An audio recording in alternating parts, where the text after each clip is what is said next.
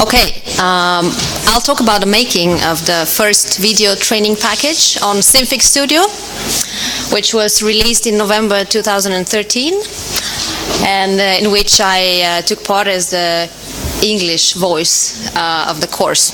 So I thought I'll go through a little bit of the actual making of the training package, and hopefully this could be useful for other projects to develop their own training courses. So we started with a problem which is quite common for many free Libre graphical tools, that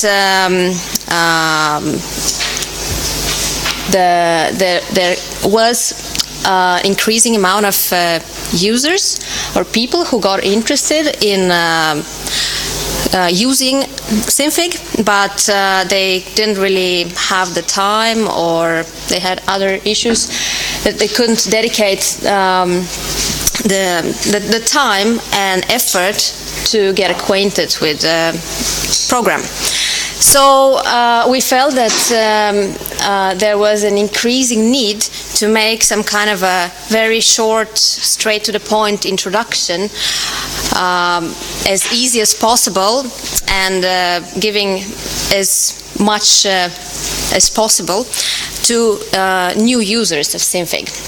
So what we made was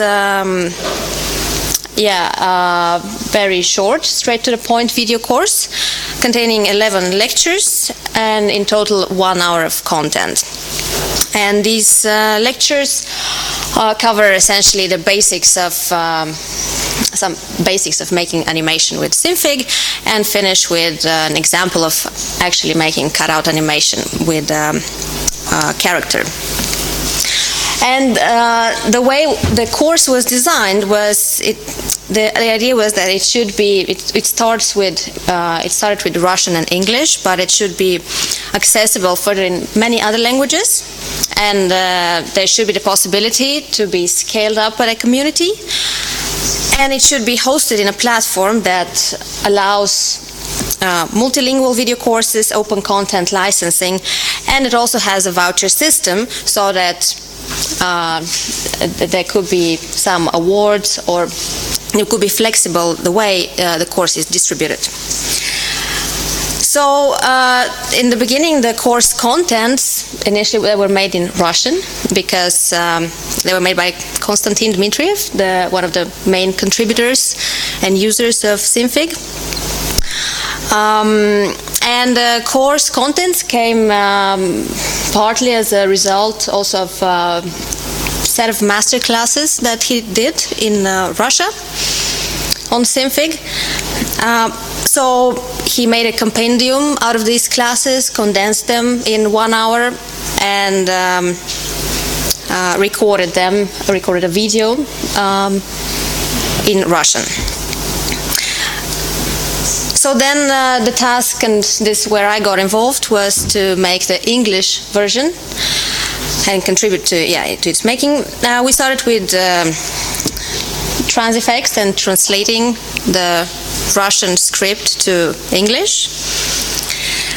Then we did the recording of the audio, and but this was based on the Russian video. And this was done with non-professionals volunteering completely with their time, but the idea was that after the course was released, there could be some percentage of any potential sales that this course generate, which was quite an interesting experiment to make, and I'll finish the presentation with that. So the actual recording, for various reasons, had to be limited to about 2 hour long sessions. And this proved to be pretty practical, in fact, because the way we did it was that I had the Russian course, and we took lecture by lecture, which I was watching the video and then speaking the English text, and in the same time recording it. But the thing was that I was not doing that alone, but Konstantin was all the time online and listening through Skype. So he could interrupt and direct, no, this is not good, this is good. So that in the end this made the course, the point was to make it quite lively and as interesting as possible, so that people will actually dedicate all the time to follow all the 1 hour of lectures in the end. So it became quite a nice dynamics of trial and error, and given that I'm not a professional in doing this thing, it was a lot of learning, both for me and for Konstantin. But it proved to be quite a good model of actually making a quite professional quality of course in the end. And it was very efficient, in fact, with these 2-hour sessions, that since we were limited to this time, to actually be live together all the time online through Skype and rework the material on the fly. Some thoughts that we had was that since the Russian version was, for example, the voice there was by a Russian speaker, Russian native speaker, and I'm not an English native speaker, to what extent did we need to even think about this aspect? But in the end we figured out that, well, if the course is made interesting and lively, then it will be it doesn't need, and comprehensible, it doesn't really need to be sounding professionally English. Then, as it was mentioned in the beginning in the opening of LGM, the course actually got some initial funding from the Shuttleworth Foundation, but this funding was mostly used for, well, putting a priority on this task. But in fact, for the real dubbing and for potential further versions of languages,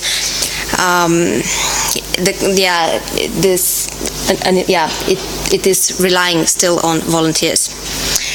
And another challenge was that the synchronization, it was a challenge to synchronize to work remotely, because Konstantin was living 7 time zones away from where I lived.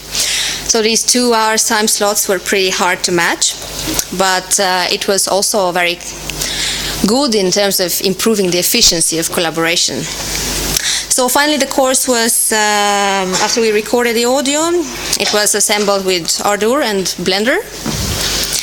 It took in total 1 week to record 10 short lessons and 1 week for the audio processing, which we did all the recording in the middle of October.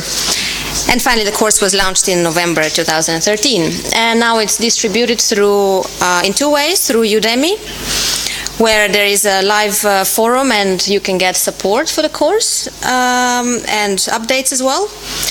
Or it's distributed as pay as you want, but then you don't get this personal support and updates. And those who dub the course get 10% of the sales for the language they dubbed, and then some forum maintainers get also 5% from the sales. And right now in Udemy the course is taken by 74 people. I don't have any statistics about their pay as you want, but we thought it was a good start number of people actually who seemed to find useful the course. Right now there's also translations in Transifex in Chinese, English and Portuguese. They're complete ones. There's a French which is partly completed, and Spanish. So we hope that more people will contribute with translating and then dubbing the course in other languages. So the course, here is the address where the course is available, and the sources can also be downloaded from the Morevna Project Cloud website. And if anyone is interested in trying the course, I have a few vouchers from Udemy, so just come to me after the session. Yeah, thanks.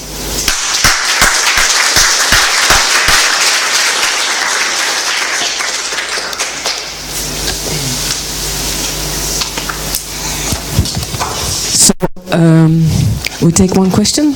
Before we invite the next speaker to speak about a Blender mannequin, a question? Yes.